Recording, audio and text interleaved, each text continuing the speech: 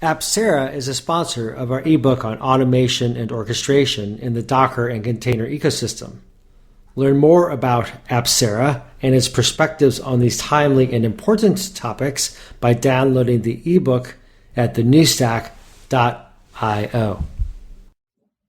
Hi, Alex Williams here of the New Stack, here today with Ken Robertson, lead architect at Apcera. Ken, great to have you here today. Great to be here. Ken, for everyone's benefit, can you tell us a little bit about Apcera?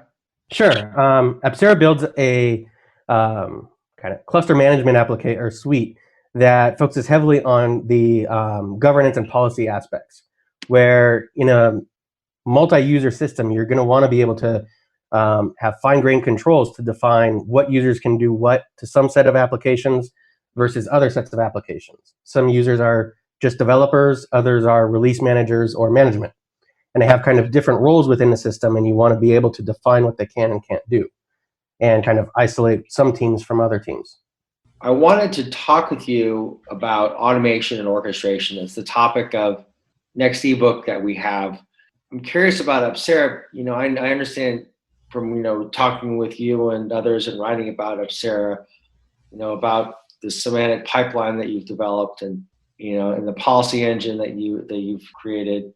I am particularly curious on your views on automation orchestration, kind of in context of what you do and relative comparison to the Docker and container ecosystem. Automation and orchestration has kind of different facets, where some people kind of coming from more traditional setups with their login to VMs, and maybe their automation is scripts that they've written, just bash scripts for deploying a service, more focused on single systems, or transitioning into the Chef, Puppet, Ansibles, where they're defining machines and then running it across a set of machines. But kind of this is working a level up towards container management, where you have a broader system that's managed already by one set of teams, but you just want to automate the definition for your application. And that's kind of the building of that container image, how that's done, and then its placement and its view of the world from within the cluster. So what set of machines does it get scheduled on? Does it run on AWS or GCE? What types of connectivity does it need? Does it need to consume databases? Does it need to talk to the internet? If it doesn't need or shouldn't be talking to the internet, then you should isolate that down. And that's getting to where you can have the fine-grained controls, not just on kind of the users deploying the applications, but they have controls over that and defining what those applications they deploy can actually do within that environment. So if they can connect to a database, what operations can they do against that database, or what should they not? What should alert out? Like if they tried to delete a table, should that alert send a log message out to a database administrator? So you talk about again these concepts of isolation and and breaking things down, and the roles and responsibilities of the individuals, and and how these different technologies are connected. Or even one aspect in most enterprises, a lot of those different controls may be individually automated by sets of people, but they're by different teams. There's DBAs, there's system administrators, there are application maintainers, and they have separate means of automation and control.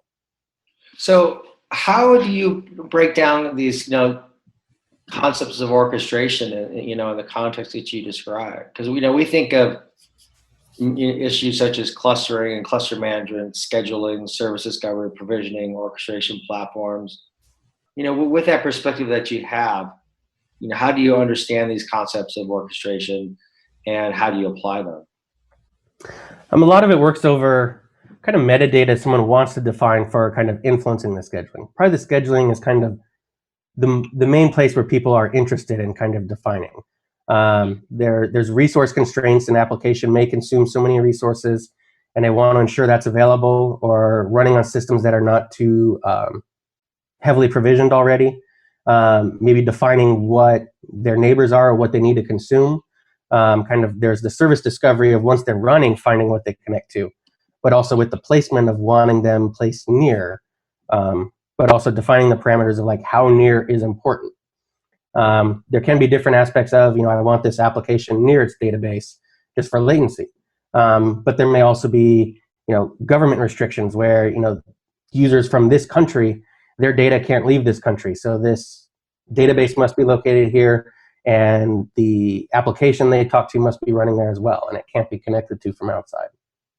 So in terms of, that, what's the role, for example, in your view of a scheduler, for example? A scheduler's role is kind of taking all of the inputs for that metadata and disseminating out what the best decision would be based on the current state. I have these inputs that they've defined. This is the state of the cluster for everything I'm tracking, like what machines and how heavily utilized they are, and what kind of metadata they match, and then finding out a best match. And there can be different modes of scheduling, such as if you want, bin packing, where you can kind of fill up a system before spreading to another, or if you want to ensure, kind of your workloads are well spread out across the set of machines. So not kind of avoiding kind of noisy neighbor or too much concentration. Different workloads may have different requirements about them.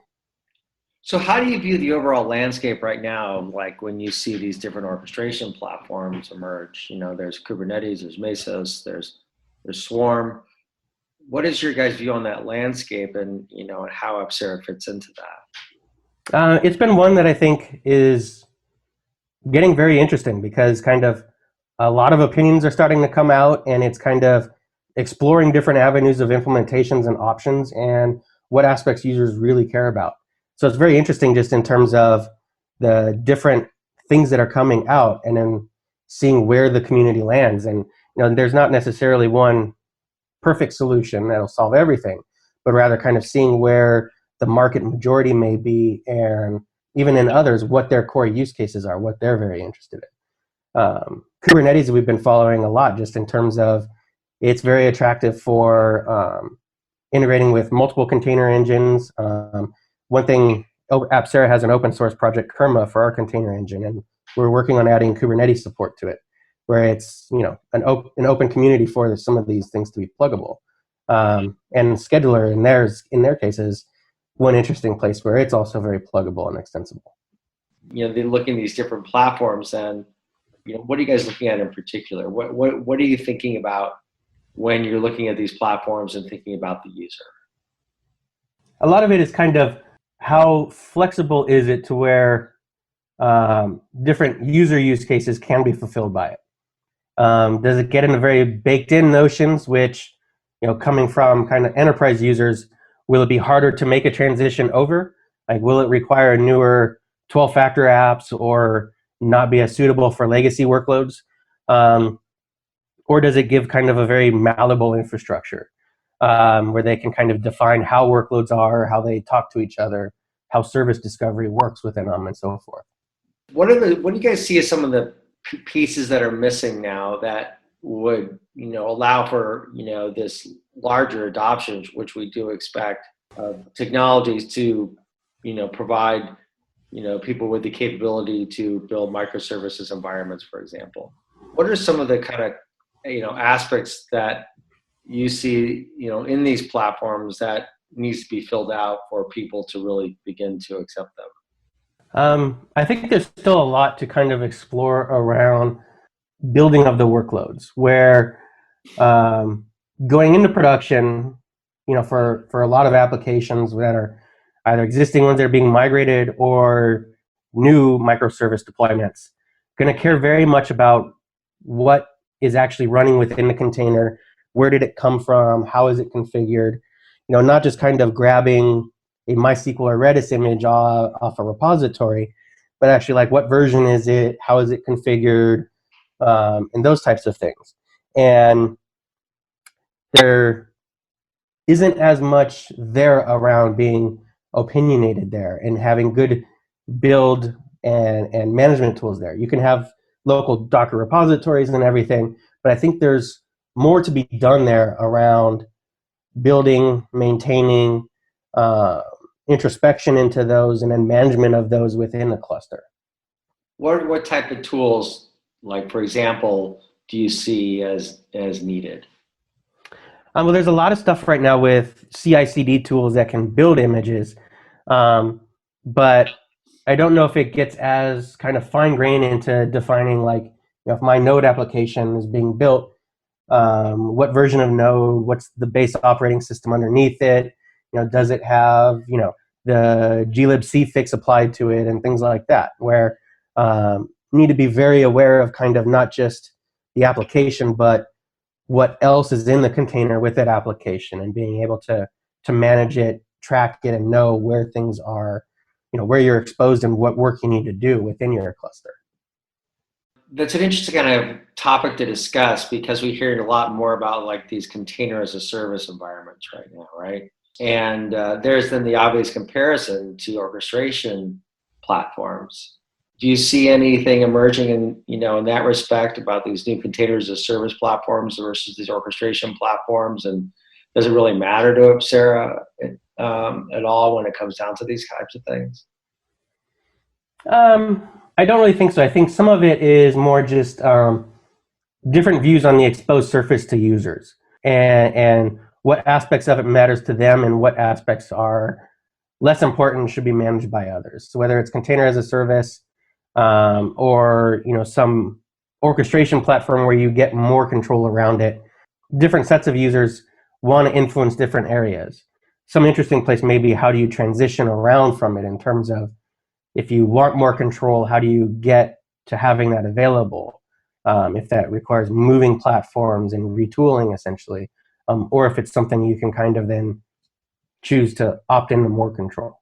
Where does the messaging environment start to really play a vital role here with things like NATS? NATS is more about how does the cluster communicate and manage and scale. So not so much of a user visible surface, but what is the bus for it? How does it coordinate? And I don't think it's as, Derek would probably have a different opinion.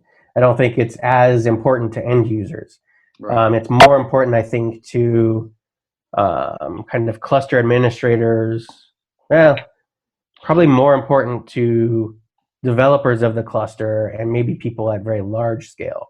In terms of, Kubernetes is all HTTP based, and that may hit limits when you have a lot of machines connecting up to the API server. Okay, so maybe we won't go too deep into that. Maybe we should just save that for another conversation. It may be relevant to a microservice architecture discussion. It's kind of, most cluster management is likely microservice oriented itself. And with a microservice application, it's how do pieces of, your individual microservices, how do they cross communicate? Okay, so Ken, I also wanted to, get into a little bit about the other aspects of what we see in these orchestration platforms emerge. And we hear a lot about, service discovery, right? And what service discovery means, right? And it seems like that would be something that you guys pay particular attention to, especially as kind of thinking about, customers and the development of these end-to-end pipelines, and how the service discovery kind of, is managed through that process. How do you think about service discovery, especially when it comes to the, we're seeing, the increased advent of containers in these environments? I mean, something that kind of have to border a line of being opinionated, but also being flexible.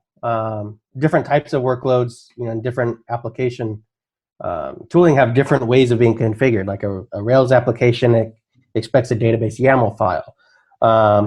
But also you're going to be running a workload in an environment where, it doesn't necessarily know where everything is or what the exact configuration is. If it's connecting to a database, you probably don't want to just hard code your database username and password. You'd like that to kind of come into the application somehow. And you could get around, in some cases, just like hard coding the DNS name for it or whatnot. And some platforms can take care of that for you, but also it may be provided. So there's kind of a borderline between knowing things a priori and how do you get that into the application.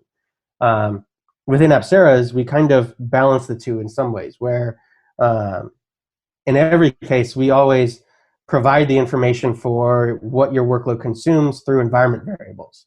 So it'll be like a MySQL URI environment variable that has all the connection information, where it needs to connect, port, username, password. But then at runtime, some of those can be managed and kind of pulled into that, where there can be a templatized configuration file that acts as a bridge for what your application needs and how it's provided.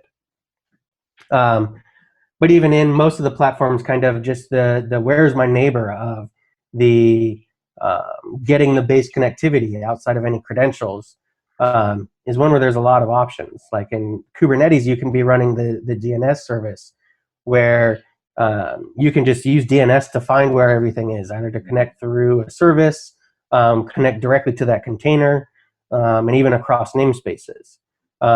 Within Apcera, we instead focus on environment variables, but we also work at the DNS level, so that if a DNS name is referenced, we will actually ensure that's resolved consistently, so that we open up connectivity so that you can actually connect. But we'll make sure like how we resolve that IP address and how the container resolves it will always match. And if it changes, we'll be sure to update the connectivity. So that way, kind of the view of the world to the container is always updated and maintained, and the information provided to it is always relevant for its kind of discovery within its place and for things outside. Are those things that are not built into these orchestration environments? I mean, in Kubernetes, at least, the DNS plugin is an add-on to where it's not required as a base, but it's something that is very useful to users, and I imagine most would always be running it. But I think it's also one thing that's good to kind of have in that avenue, because it makes it more pluggable. If you wanted service discovery through some other means other than DNS, it's very attractive to be able to make that pluggable. Maybe you make like an etcd URL available to workloads and have it isolated to just its stuff or the metadata relevant to it, rather than just staying fixed with DNS. So how does that speak to how Apcera, works in conjunction with different orchestration platforms? And how does Apcera play the role of optimizing the automation and orchestration? Integrating with other orchestration platforms? Yeah. So if a customer is using Kubernetes, right, and they're thinking through how can they get the most of this environment, why would they consider Apcera? And then how does that speak to how Apcera, fits into, these different orchestration tools that are available? Mm-hmm.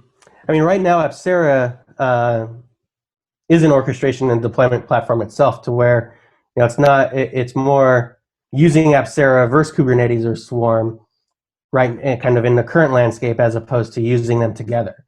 But that's one thing we've been looking at, just in terms of how to integrate, how to play alongside, or kind of working either inside or outside of.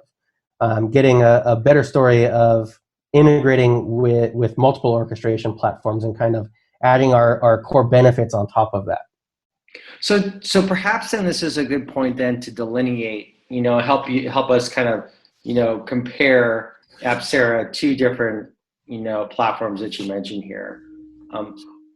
What is it that you say, to customers, to other developers, to technologists who are thinking about, orchestration? You talked about this, in kind of at the top of our conversation, but maybe we could really pinpoint it and, summarize it in relative to the orchestration platform that really is Apcera, and how it does compare to these others. Distinguish it from Kubernetes or Swarm. Right, because it is an orchestration platform just as these others are, right? And you talk about being in, working in conjunction with them, and that's kind of a goal that you guys are, aspiring to increasingly. My question then is like, what is it that differentiates Apcera, as an environment, for those users? You talked a little bit about kind of the roles that the people play, kind of, in deploying these complex environments, the different segmentations and the different isolations, be able to have this metadata so you can, so you can manage this pipeline more effectively. I'm thinking of those things and how that differentiates Apcera as a provider. I think a large part of it really boils down to Apcera's work kind of focuses on being kind of a trusted platform. And trust has many different facets and can't really be tackled of just one. It's aspects of controlling users' interaction with the system, but also workloads running within the system, what they are consuming and composed of, where they are running, and managing all of that through a single pane rather than separate pieces that do individual aspects. So you can describe, the users and how they can interact with an application and separate it between different teams, production, QA, and so forth. But also defining that workload and what database server it can talk to or what other containers it can talk to, rather than kind of an open kimono network like in Kubernetes where everything can connect to everything. They have good reasons around doing that, but also in most enterprises that wouldn't really work. If you deploy a service or an application, you want to be able to define what you can connect to, but also who can connect to you, because otherwise you don't really know if someone calling to you actually should be. But even with, as we talked about, kind of what it's running with, being able to define, there's a major exploit in this runtime package or this OS package, being able to see what workloads are consuming that, be able to contact those application owners, be able to define policy to moonlight it to say, you can keep using this for 1 week, but the next deployment must switch over to using this new package that's fixed. And kind of getting all of these aspects that make the platform overall being something that's trusted end to end, and integrating at this, kind of having a unified experience for defining these things and ensuring that they're enforced, applied, and auditable. Can look at an audit log to see what has been going on against these things. How do Docker and containers kind of fit into this story? I mean, they ultimately kind of boil down to the unit of work which the users are interacting with, users are defining, and users are tracking. So rather than kind of more heavyweight, VMs or whatnot, getting to where you can define something that's immutable, that is easy to replace, and kind of the classic pets versus cattle, where if you need to move it, you need to update it, just shut down the old one, start a new one. And ensuring every time you start it, whether you're launching 1 or 100, that they're all the same and that they don't get perturbed over time, or if something does go haywire, just kind of bonk one on the head and create a brand new one. That's interesting kind of thought process there about, how, customers really need these trusted platforms and environments. Are these concepts starting to change to some degree now that this conversation about Docker and containers, has accelerated? Are they thinking more about, these metadata issues so they can have this, this more automated pipeline? Because it's so complex right now, in this world, and they've been dealing with these very complex systems for a long time. I'm just curious about that shift that you're starting to see, as kind of you're talking about these different concepts. Because a lot of conversations change when you go from a single host to a cluster of many hosts. Mm-hmm. Some things, just like with base Docker, that give a lot of flexibility for you creating a workload or creating an image on your own laptop, are very different when you go to a clustered environment. Things like, sharing namespaces for a container or privileged modes. Those types of things are entirely different conversations in a cluster of them, where if you're in a multi-tenant environment with either multi-teams within a single enterprise, you don't necessarily want, well, this one container gets privileged to the host while the others don't. You can maybe define some of that just around workloads that need some access. But also there's kind of neighbor aspects where, do you want your application running alongside another team's that has more privilege on the host than another? Mm-hmm.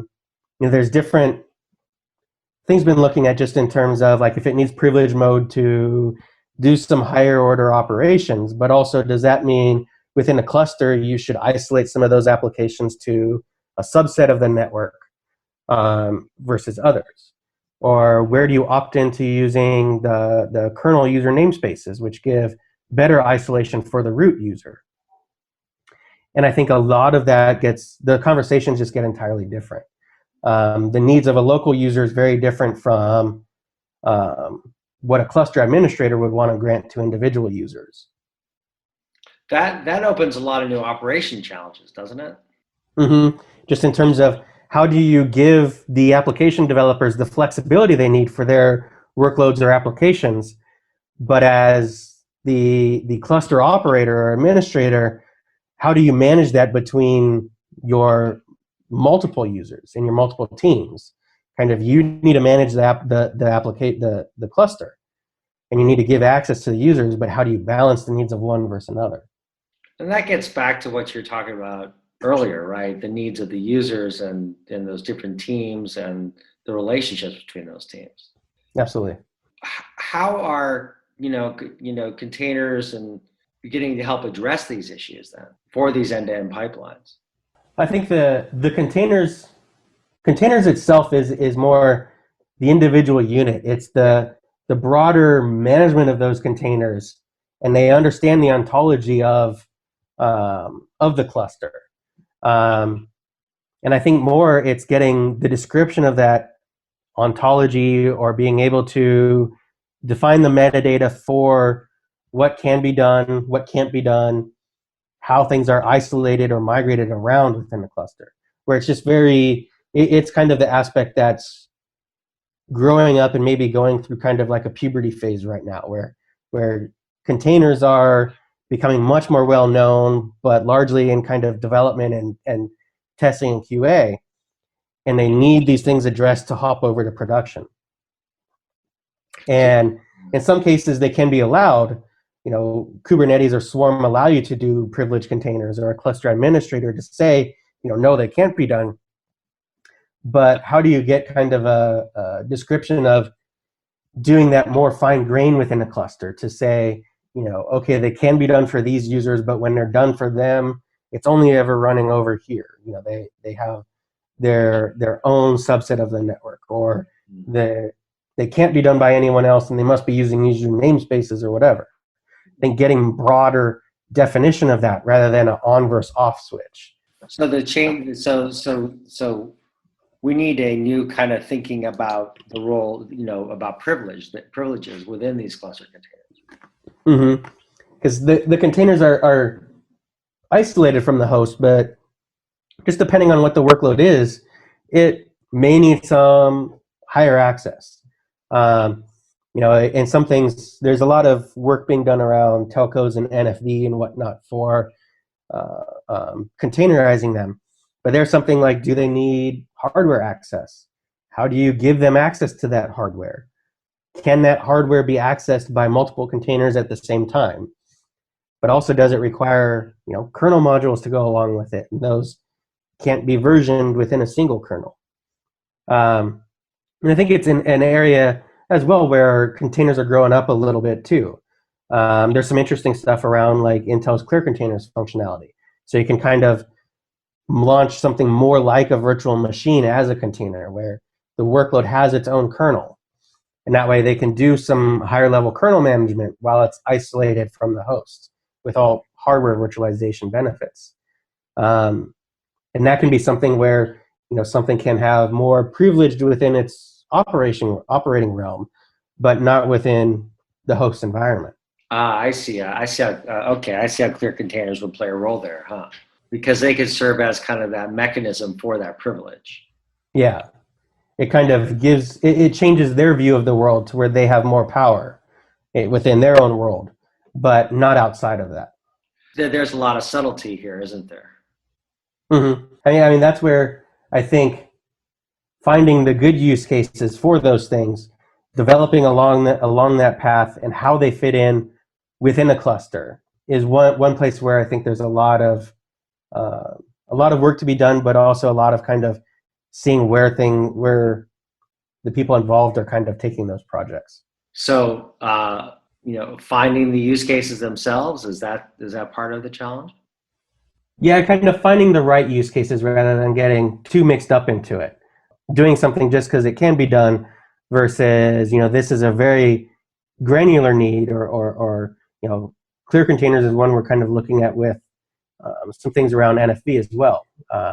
It would kind of fit in with that use case where it needs more access to a kernel, but not necessarily, taking over the entire host.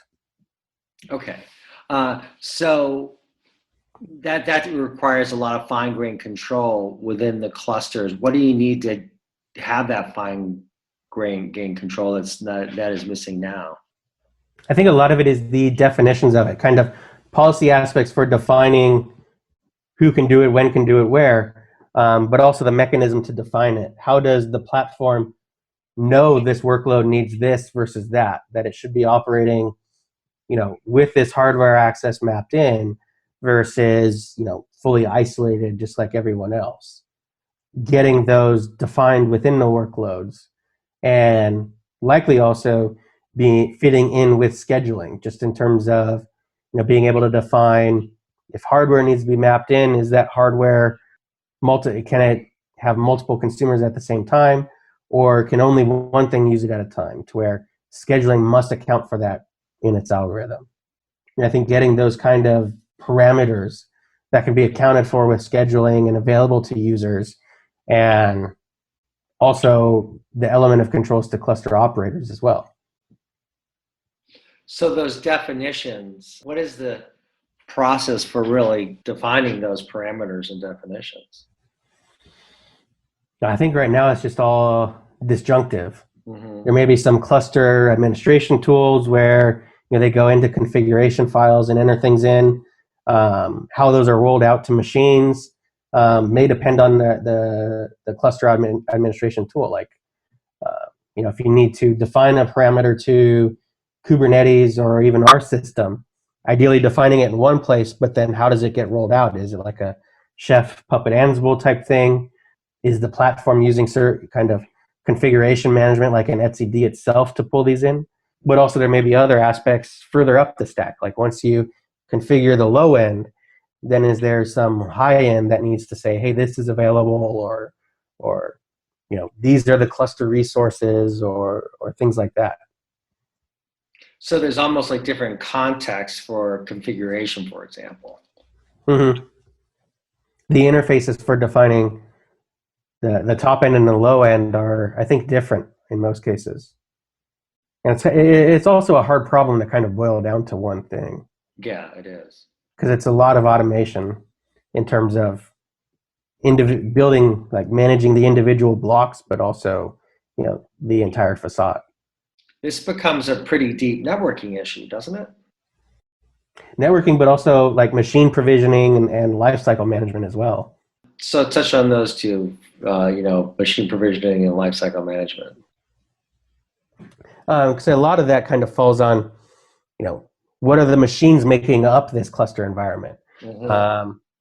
If you're running on, AWS, GCE, or cloud environments, you have APIs to be able to provision more machines. If, like in some case, say you provision machines with a lot of CPU and RAM, but talking about like hardware mapping, if you have something that can only be consumed by one thing at a time, you're going to have a limit on how many of those workloads you can run at a time. How do you get the visibility into the limitations around that resource and then being able to provision more?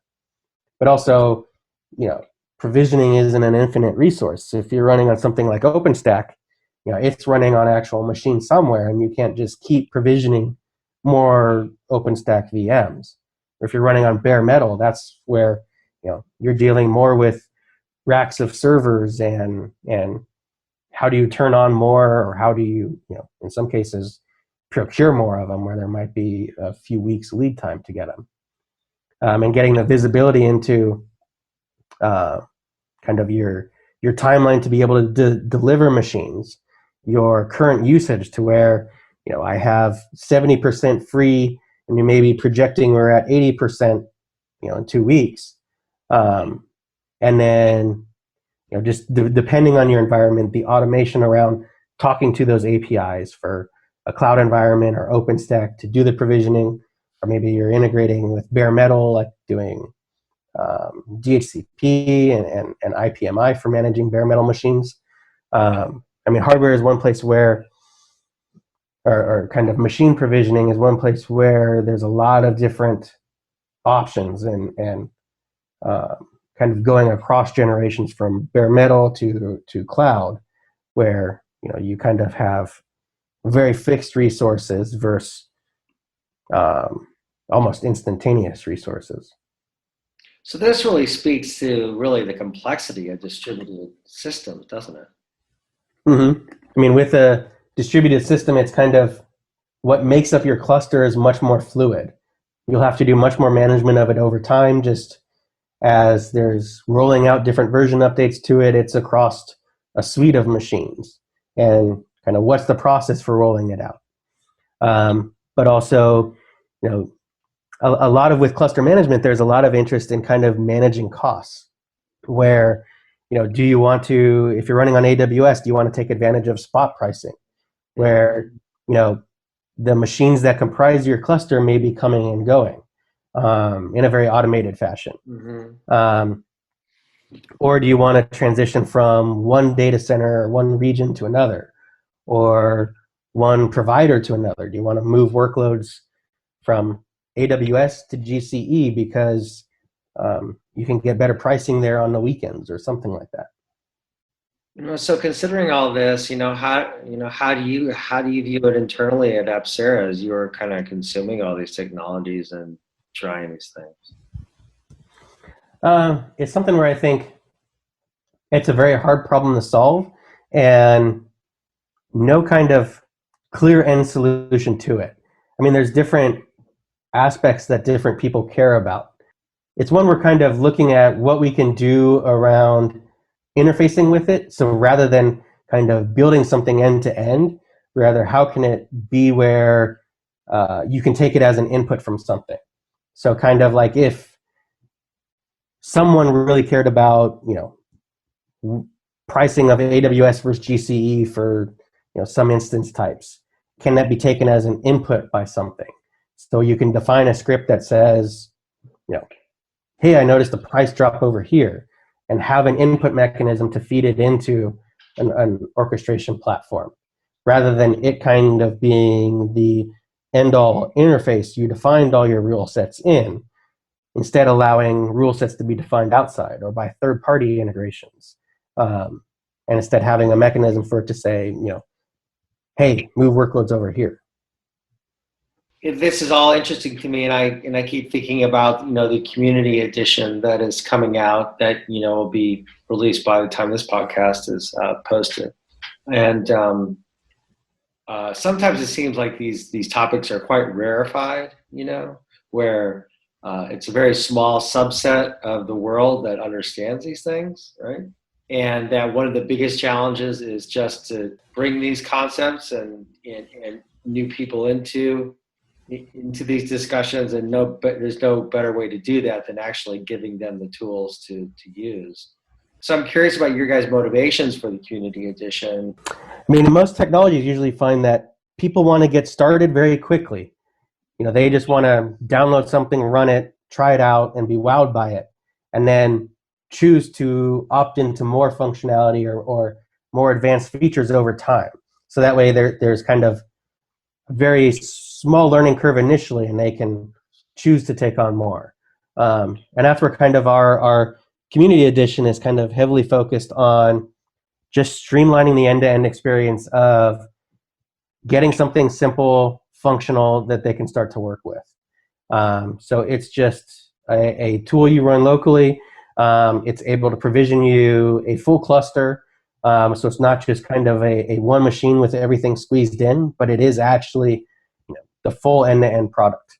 And you can start using it and then start opting into using more of the features. You can dive into controlling policy or defining things around workloads, but it takes care of the full automated setup and install end to end.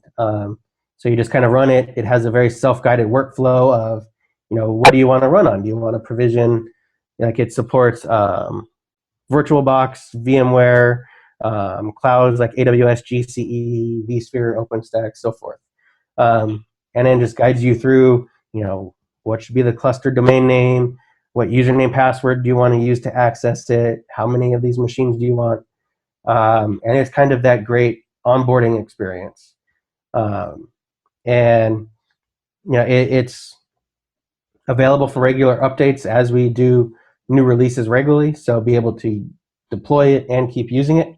And it's also available for small production use as well, where you can then look at opting into support or talking to us further for a broader setup. So this community edition and that you're providing, do you expect that it'll help perhaps illuminate more use cases and help help the community overall better understand what are the core use cases versus what are the outlier ones?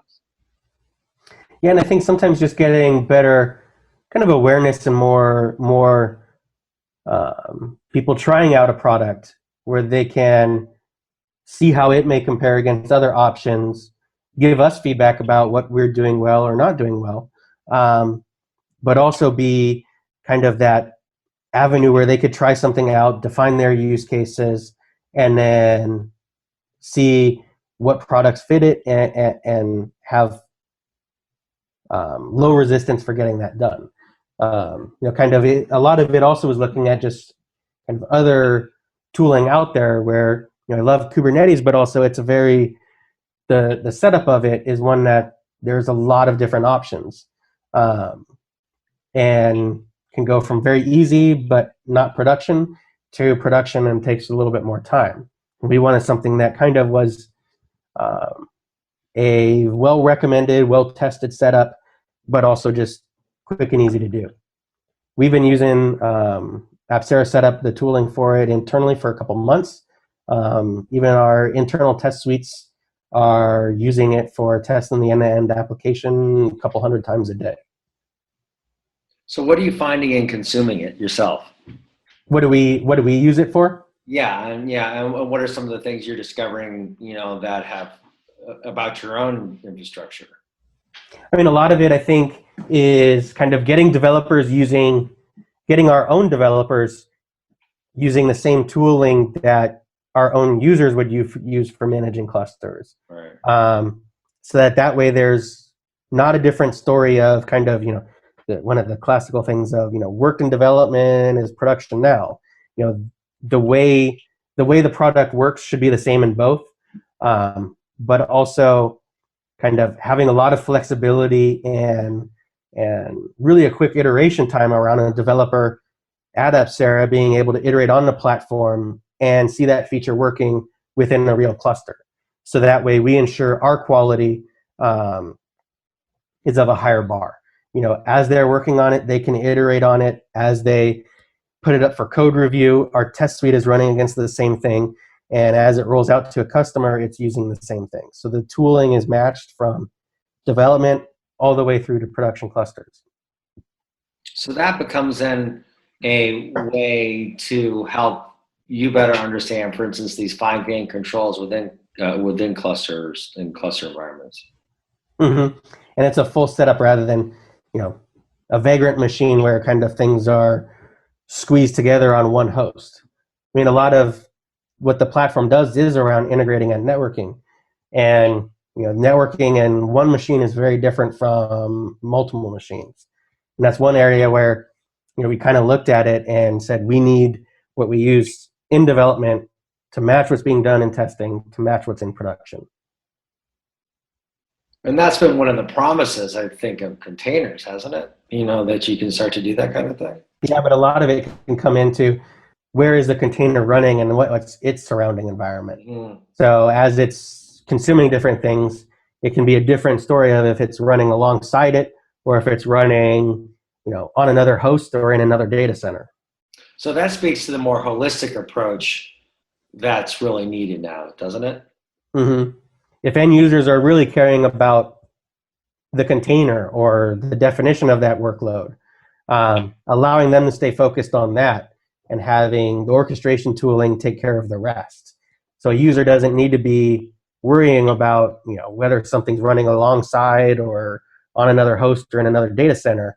The platform takes care of, this connects to that, and ensuring all the wiring is in place, kind of hiding that from the user so that they, only want to define the thing they actually care about and not everything else.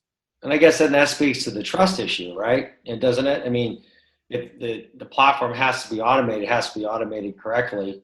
The individual is never going to be able to know manually where the containers are necessarily. They need to have the trust in the platform so they can, have some sense that, with confidence that it's working for their own users. Mm-hmm.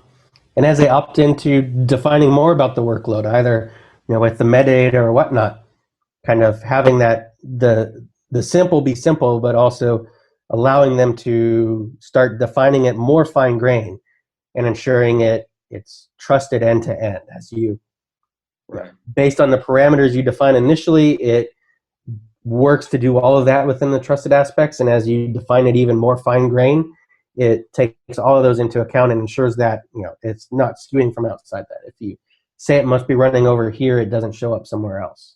So what do you mean by more fine-grained then? Help me understand what that would mean in this context of what you're talking about. Because different things, like you may deploy a workload and just care about the defining around it, but you may choose to opt into more definitions just in terms of what data center does it run in, where do the services it consumes, where are they running at, what types of machines should it be running with, like does it need a lot of memory or a lot of disk I/O, does it need a certain amount of network bandwidth provided to it.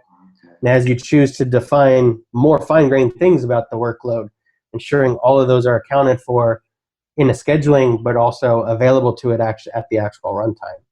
So, and that brings up an interesting concept, because doesn't a lot of that stuff have to be predefined, or is it really up to the user to define all those controls themselves, or what, or is there a balance, and is that part of the challenge now in understanding what those balances are? I mean, I think there is kind of a balance where some of it maybe it gets same defaults just to avoid kind of running too amok, but also it may just be like in like network bandwidth, maybe one where it's not capped, and there may be different types of resource constraints. Like you don't necessarily want to define a cap to how much bandwidth it needs, but you want to provide a reservation. So like if it requires so much throughput, you want to ensure it gets that and doesn't be hurt by too many other workloads running alongside it, or another workload that's consuming a lot of services and doesn't have limits defined on it. It kind of makes sure that what it needs is actually available to it, and that it's on hosts where, or when it's scheduled, it's running where that is available. So there's different aspects. Like in memory, maybe one where you just define a cap, but disk I/O or network I/O maybe one where you care much more about a reservation. Like I want to make sure it has this much available. It's a latency sensitive application, or a high throughput application. We want to make sure it has a lot of network traffic available and is not running around too many other heavily loaded applications. And thus we get back to the discussion about privilege. Mm-hmm. And a lot of that can even fit in just with resource quotas or whatnot too. In a multi-tenant or multi-team environment, there can be aspects of defining how much individual teams can consume, but also maybe like a chargeback aspect of how much did they consume, where if they're not capped in some areas, but how much were they actually running, how much of the cluster was being taken up by them. It's almost like we're on this path to that semantic infrastructure in some ways, and containers are helping facilitate that. Mm-hmm. I mean, getting to where, with microservices, part of the benefit is, breaking down, defining well interfaces around workloads, but also need to be able to get still a holistic view of these end-to-end things, kind of where they're running, what they're talking to, how much they're actually using, how many of them there are. rather than just kind of pretending those things don't matter. Mm-hmm. Right? Yeah, because they really do. So, because I mean, it speaks to like just thinking of analogies that we all know in our everyday lives, right? You can see the landscape, but sometimes you need to go down and see what's and often, but often well, everyone is living within the landscape itself, right? Mm-hmm. You need that broader view, but also you're going to be kind of like always kind of down in it. So you need to be. Yeah, you need the controls, because otherwise, if you keep deploying workloads to a cluster, you may eventually get to where it can't schedule stuff, and then you need to add capacity, and then there's kind of all these trickle down effects where things actually cost money or actually need to be made available to ensure uptime and everything. So need visibility into these aspects, just of how full is the cluster, if it's getting full, who's consuming it, if we need more capacity, how do we get more capacity, and how much capacity do we need, and as well, if things are scaling down, then remove some capacity rather than keep paying for it. Which then speaks to the economic issues that you did touch on earlier. Mm-hmm. Where should I be buying my clusters, or what does the spot market say? What's the spot market right now for Mm-hmm. And one of the big benefits around a lot of cluster management suites is that applications have ebbs and flows just in terms of load, like higher usage during the day, lower usage at night or on weekends, and being able to have that fluid infrastructure that can scale with the workloads, scale down as they scale down, and scale up as they scale up, or moving things around with costs. There may be, this is where some things like scheduling options around, do you want to bin pack some applications? If you're deploying, the cafeteria menu application, it's probably less important than your production e-commerce.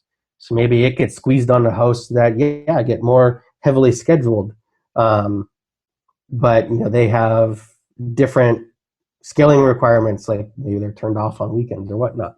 But kind of getting that definition around how you want things scheduled. Do you want things bunched up to keep resource utilization up on hosts, and so you need fewer hosts, or do you want a workload more spread out so you don't get too many resource hotspots on individual hosts and ensure capacities spread evenly? This forces people to really think through the concepts of scale, doesn't it? Mm-hmm. But also gives them the control that as they want to think more about scale and define scaling parameters and ensuring they're enforced, to have the avenues to do that. Mm-hmm. Because they're going to have to scale up. They may have to then scale back, and that brings in issues about elasticity and application loads within those environments. Absolutely.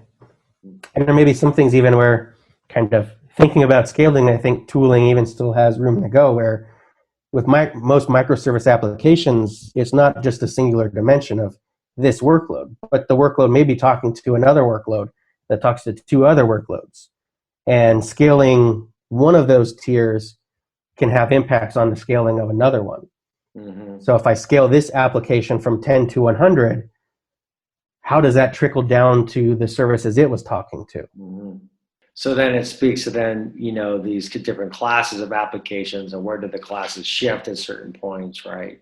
So you can start to actually manage the loads appropriately across the organization, right? Because there may be applications that at certain points of the year may have a higher load than at other points of the year, right? Mm-hmm.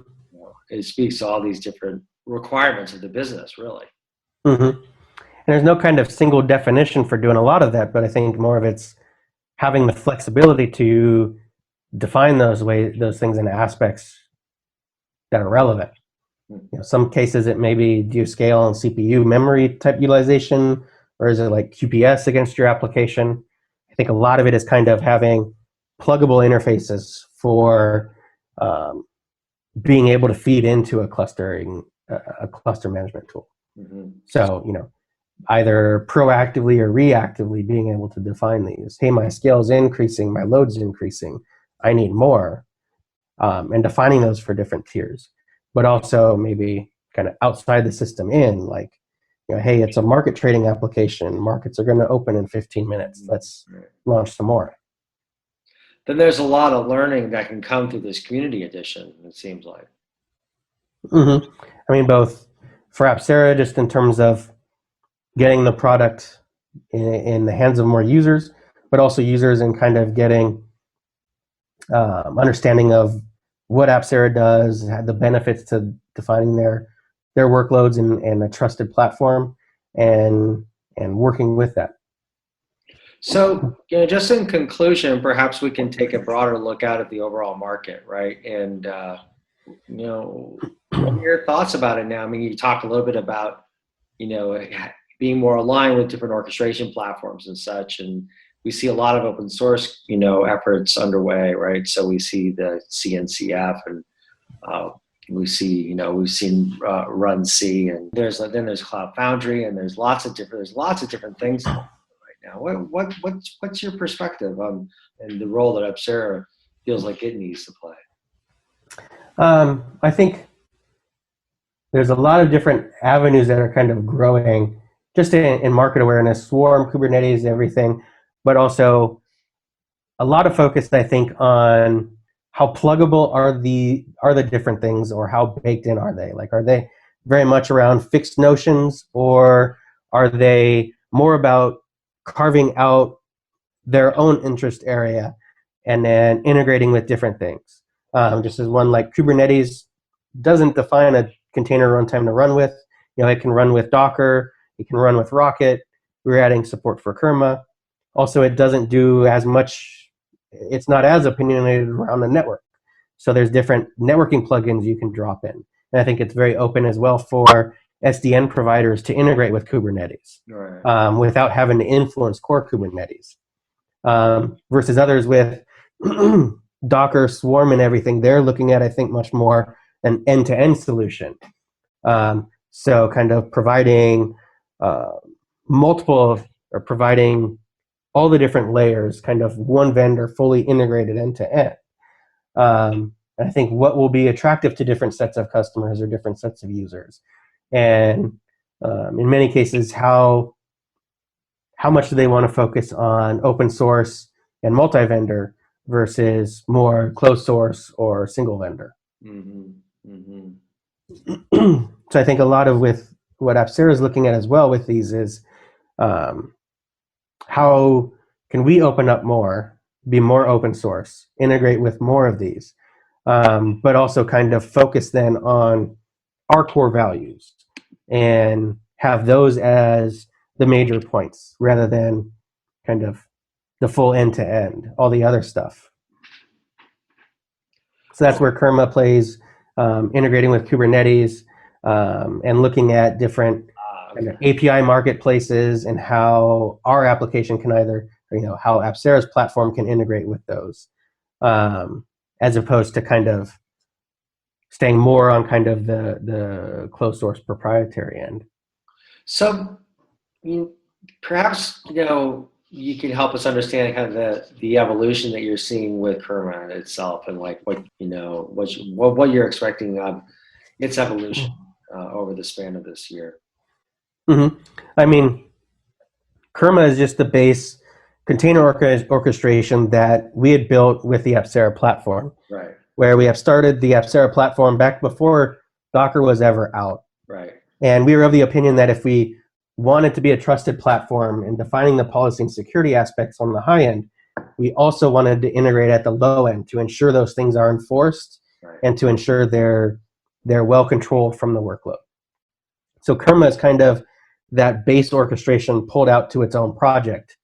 And while the base orchestration, we've been developing and using for years, the kind of tier above that is the API integration for others. And that's one where I think with integrations with Kubernetes, actually looking at it as a way to kind of mature that and add more flexibility into it that that Apcera's core platform can take benefits from. So even one of the core interesting things with Kubernetes is its pod concepts, where multiple containers can be running in a single pod, but share local networking.